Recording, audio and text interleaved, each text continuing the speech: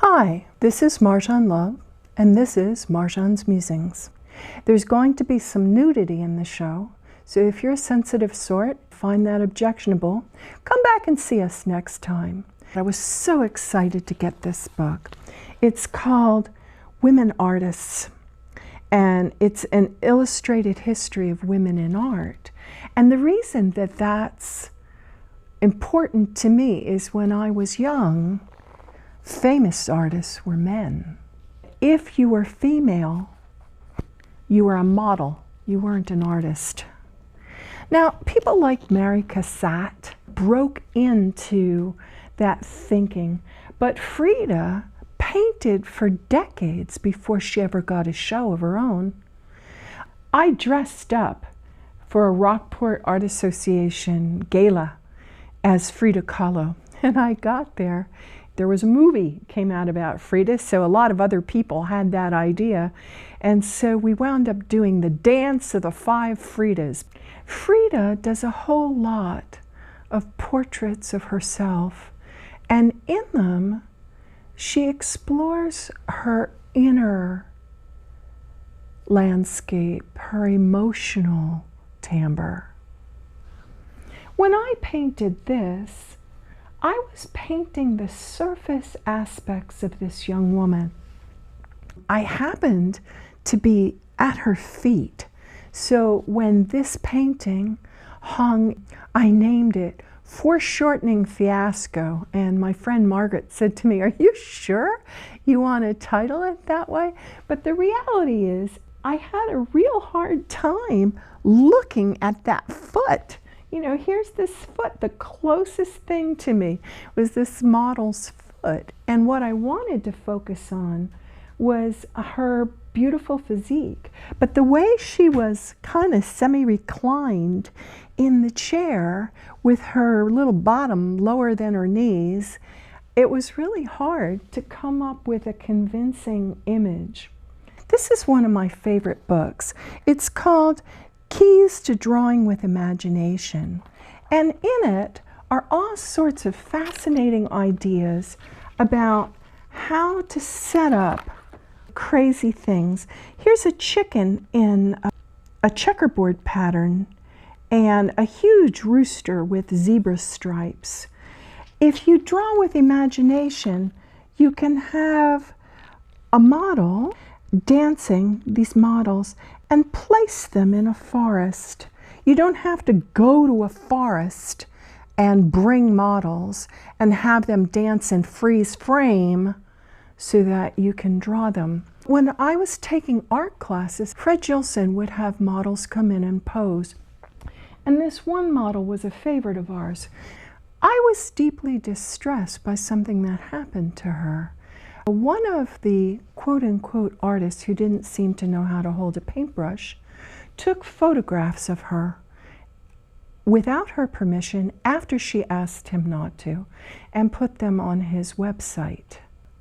I don't know if that's why she didn't come the next time, and that's how I wound up being an artist model. I had been an artist model in my younger days, but fat and over 50, I stepped up to the plate and said, "Well, we're all here and we have our paints and I know how to pose and I'll pose for you." David Montgomery made a lovely painting of me, but I was distressed when he later used it on his business card. It took my posing for art and made me feel rather naked. There's a difference between being nude and being naked. When I put in 5 pieces to be juried, 2 different people who observed the jury came up to me afterward and talked to me about this piece. One of them said, "Well, you didn't get in, and you didn't get in because that is your weakest piece. It's nowhere near as good as the other ones." And she walked away. Mr. Sumataro, who's worked there for years and teaches and is an artist in his own right, said, "You know, they got to that red nude and they didn't know how to act. They spent 17 minutes discussing that painting. That painting is too powerful for this place. So two completely different interpretations of the same painting within, I swear, 3 minutes of one another.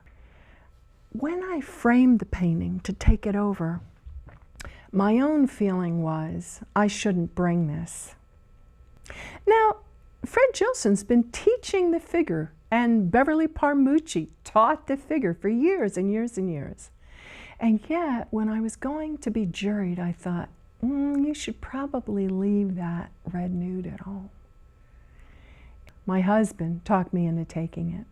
And to this day, I want to shoot him and say, listen, I bet I could have gotten accepted with the other pieces. This woman, Diane Kennedy, said to me, hey, I love your stuff. Why don't you be in my Rejected Artist show? Well, at the time, I thought one day I would become a member of the Rockport Artists Association. I'm a contributing member, but I wanted to be a full member. I'm still working on reading Lama Marut's book, Be Nobody. I haven't quite swallowed all that yet. It's hard to stop being somebody. But somewhere between being somebody, like I'm somebody, and Lama Marut doesn't mean the kind of, I'm a loser, baby, so why don't you kill me kind of a nobody. Lama Marut means don't get all caught up in yourself.